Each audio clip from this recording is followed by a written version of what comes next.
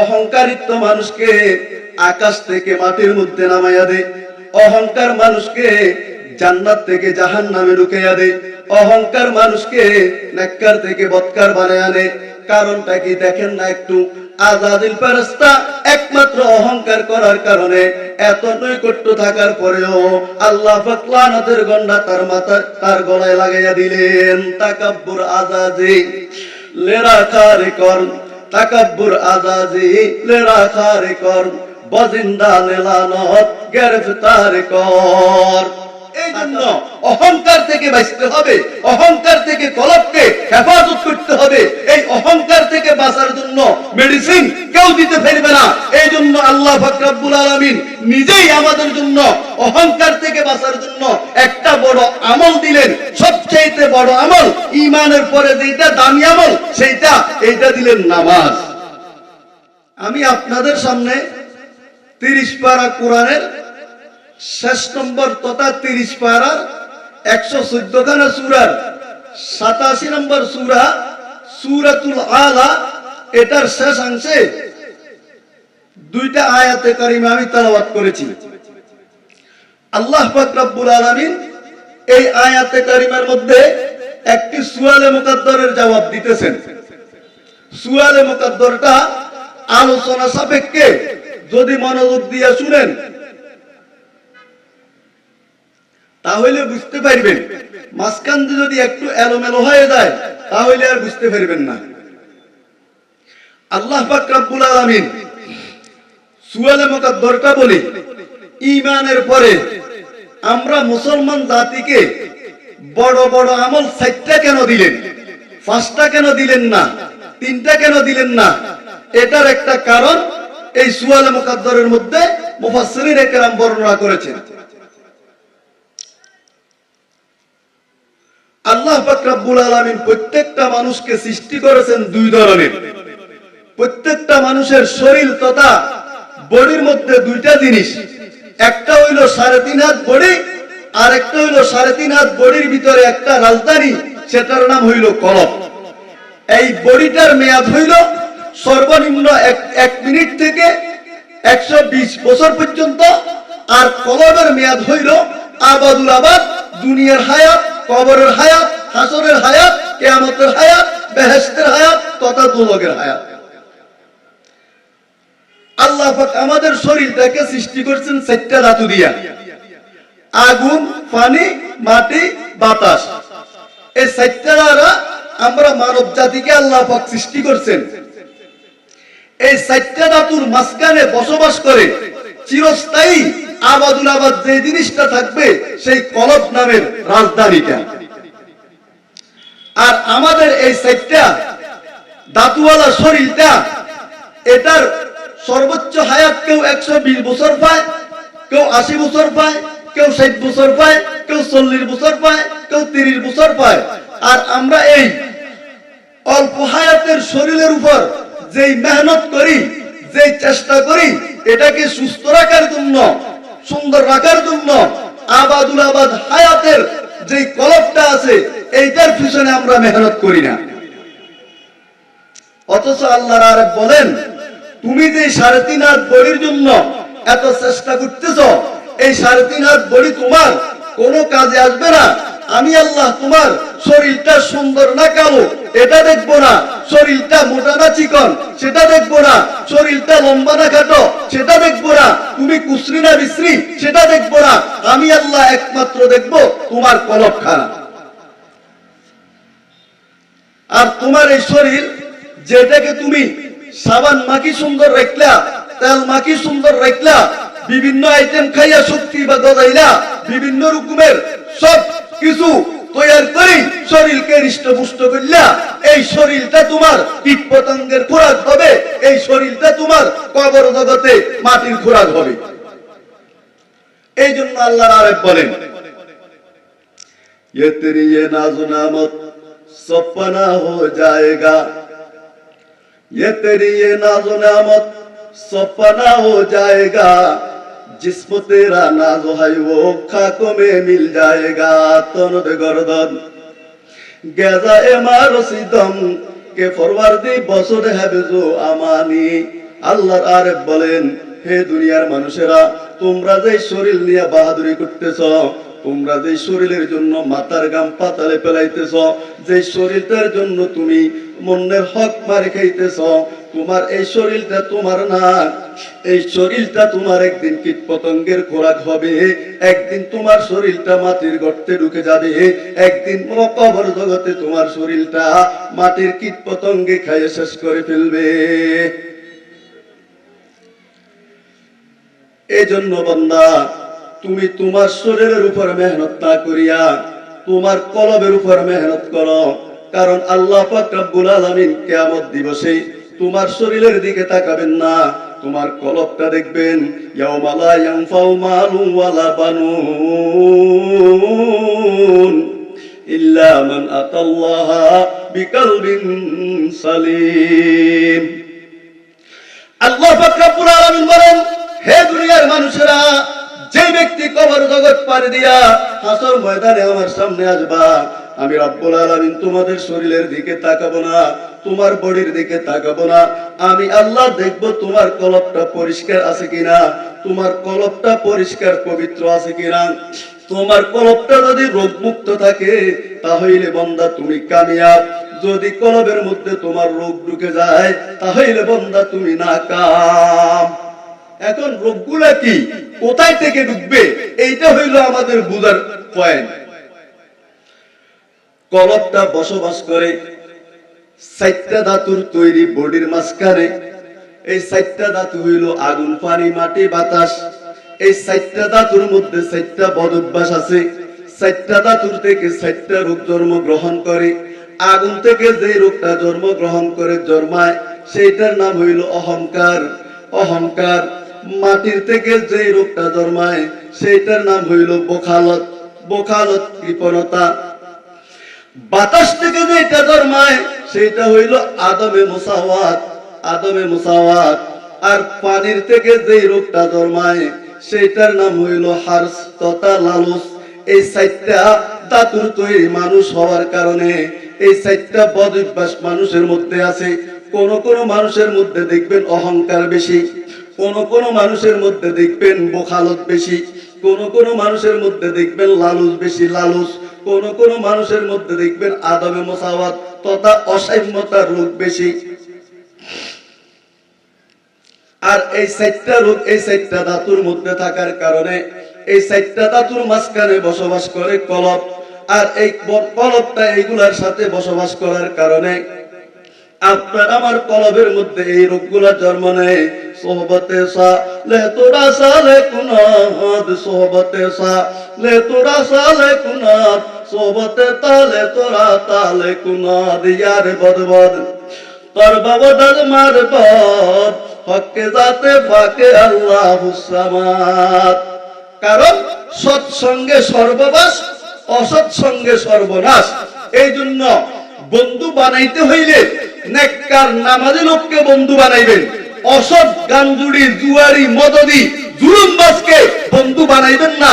কারণ মদদি, জুয়ারি, নেশাখোরকে বন্ধু বানাইলে সূর্য ডুবার সাথে সাথে বলবো, চলো বন্ধু 2 রাস্তার সিবাই ঢুকি, আমরা একটু গান্দা টানিয়াছি। আর যদি একজন নামাজি লোক তথা নামাজ পড়নেওয়ালা নেককার লোককে যদি আপনি বন্ধু বানান, এই লোকটা সূর্য ডুবার সাথে সাথে যখন মুয়াজ্জিন সাহেব মসজিদে আযান দিবে, আপনাকে ডাক দিয়া বলবে, চলো বন্ধু মসজিদে আযান দিয়েছে, আমরা 2 জন মিলে নামাজ পড়ে আসি। এই জন্য 4টা জিনিসের মধ্যখানে কলবটা বসবাস করে। এই কলবটা বসবাস করার কারণে কলবের মধ্যে 4টা রোগ জন্ম নেয়। প্রথমত রোগটা জন্ম নেয় আগুন থেকে। আগুনের থেকে যে রোগটা জন্ম নেয় সেইটার নাম হইল অহংকার। অহংকার। আল্লাহ পাক রব্বুল আলামিন বলেন, হে দুনিয়ার মানুষেরা, তোদের যে 4টা ধাতু দিয়ে আমি বানাইলাম, এই 4টা ধাতুর থেকে 4টা বদ অভ্যাস তথা 4টা রোগ, এগুলা তোদের কলবের মধ্যে এফেক্ট করে। আর এই 4টা রোগের জন্য দাওয়া হিসেবে, ঔষধ হিসেবে এই 4টা রোগ থেকে বাঁচার জন্য তোদেরকে কোনো মুফতি মুহাদ্দিস সমাধান দিতে পারবে না, কোনো মুফাসসির সমাধান দিতে পারবে না, কোনো নবী রাসূল সমাধান দিতে পারবে না। এই জন্য আমি রব্বুল আলামিন ঈমানের পরে তোদেরকে 4টা বড় আমল দিলাম, 4টা বড় আমল দিলাম, নামাজ, রোজা, হজ, যাকাত। এই 4টা আমলের মাধ্যমে, এই 4টা বদ অভ্যাস থেকে তুই তোর কলবকে পরিষ্কার এবং পবিত্র রাখতে পারবি। তাহলে এই 4টা মেডিসিন থেকে, 4টা ধাতুর থেকে 4টা বড় বড় রোগ জন্মগ্রহণ করে।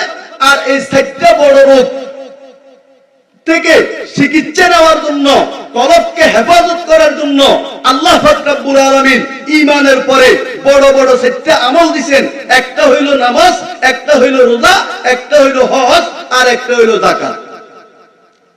সময় যতটুকু কুলায় এর মধ্যে একটা একটা ইনশাআল্লাহ বিস্তারিত বলবো। প্রথমে আমরা আলোচনা করি, আল্লাহ পাক রব্বুল আলামিন আমাদের মধ্যে একটা আগুন নামক ধাতু দিবেন। এই আগুন নামক ধাতুর থেকে যে রোগটা সৃষ্টি হয়, এই রোগটার নাম হইল অহংকার। অহংকারিত্ব মানুষকে আকাশ থেকে মাটির মধ্যে নামাইয়া দেয়। অহংকার মানুষকে জান্নাত থেকে জাহান্নামে ঢুকাইয়া দেয়। অহংকার মানুষকে নেককার থেকে বদকার বানায় আনে। কারণটা কি দেখেন না একটু? আযাদিল ফেরেশতা একমাত্র অহংকার করার কারণে, এত নৈকট্য থাকার পরেও আল্লাহ পাক লানতের গন্ডা তার গলায় লাগাইয়া দিলেন। তাকাব্বুর আযাজি লেরা খারে কর, তাকাব্বুর আযাজি লেরা খারে কর, বাজিন্দা নেলানত গ্রেফতার কর। তাকাব্বুর এইটা একমাত্র আল্লাহ পাকের জন্য শোভনীয়। এই জন্য আল্লাহ পাক রব্বুল আলামিন বলেন, আল কিবরিয়াউ রিদাই, এই অহংকারটা হইল আমার শোভনীয় চাদর। আমার এই অহংকারের মধ্যে পুরা বান্দা যদি কোন রকমের বাগ বসাস, তাহলে আমি রব্বুল আলামিন তোদেরকে কবর জগতে আসতে হবে না, দুনিয়ার মধ্যে সাজা দিয়া তোদেরকে আমি শিক্ষা দিয়ে দিব।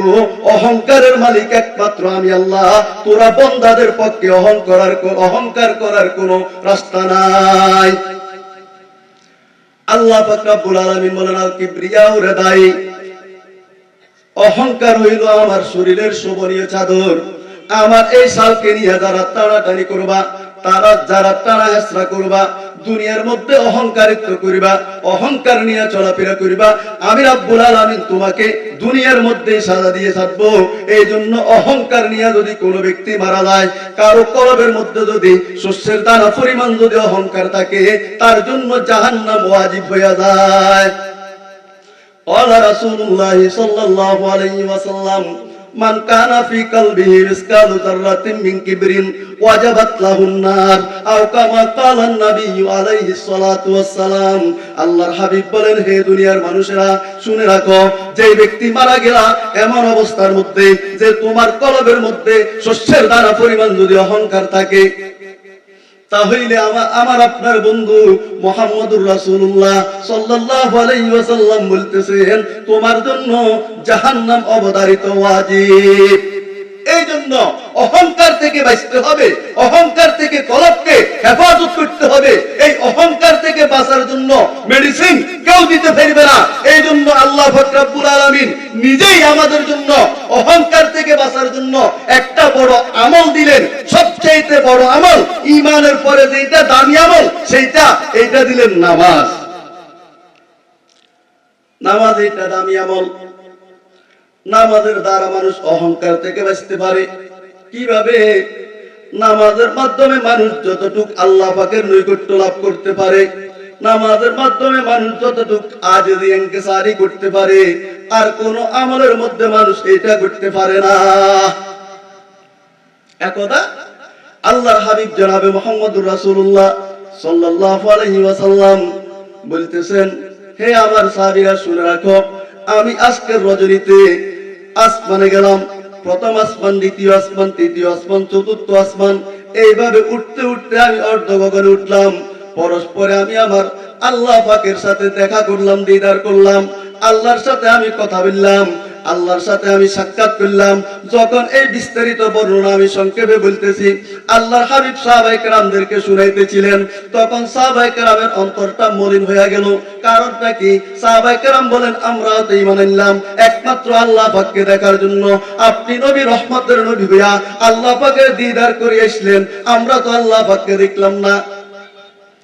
এই হাদিস যখন বর্ণনা দিতেছিলেন, একজন সাহাবী উঠে কয়, ইয়া রাসূলে খোদা সাল্লাল্লাহু আলাইহি ওয়াসাল্লাম, আল্লাহ পাকের সাথে যে আপনি কথা বললেন, কথার ধরনটা কিরকম, সুরটা কিরকম, আওয়াজটা কিরকম? শুনি দাগা কালামে নাই বাওয়াজ, শুনি দাগা কালামে নাই বাওয়াজ, মানি দর মানি রাজ বারাজ। আল্লাহর হাবিব বলেন, আমার সাহাবীরা, আমি বলতেছি তোমরা শুনে রাখো, আমাকে প্রশ্ন করিবে না আল্লাহ পাকের কথার ধরন কিরকম, আল্লাহ পাকের কথার আওয়াজটা কিরকম, সুরটা কিরকম, এইটা আমাকে তোমরা প্রশ্ন করিবে না। তারপর সাহাবায়ে কেরাম চেহারাটা মলিন করে বসে রইলেন। আল্লাহর হাবিব বললেন, আমার সাহাবীরা, তোমাদের নবী ঊর্ধ্ব গগনে গিয়েছে, আল্লাহ পাকের সাথে সাক্ষাৎ করেছে, তোমরা তো খুশি হওয়ার কথা, তোমরা বেজার হইলে কেন? তোমাদের মুখের মধ্যে মলিনতার ভাব ফুটে উঠলো কেন? আল্লাহর হাবিব বলেন, যখন বললেন, সাহাবায়ে কেরাম বলেন, রাসূলে খোদা সাল্লাল্লাহু আলাইহি ওয়াসাল্লাম, আমাদের অন্তরে তো আশা আল্লাহ পাককে দেখার জন্য, কিন্তু আপনি তো দেখলেন, আমরা তো দেখলাম না, আমাদের অন্তরটা এখন জ্বলতেছে, হায় যদিও আমরাও যদি আল্লাহ পাকের দিদার লাভ করতে পারতাম।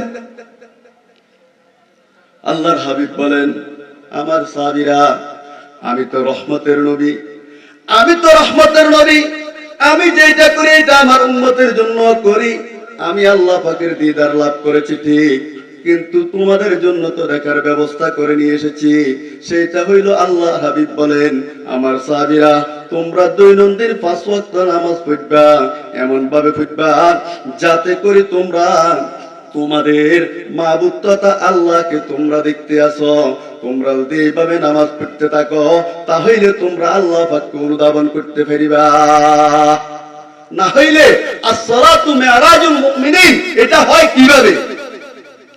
নিশ্চয় মুমিন লোক যখন নামাজের মধ্যে দাঁড়ায়, তখন আল্লাহ পাক রব্বুল আলামিন তার সামনে চলে আসে।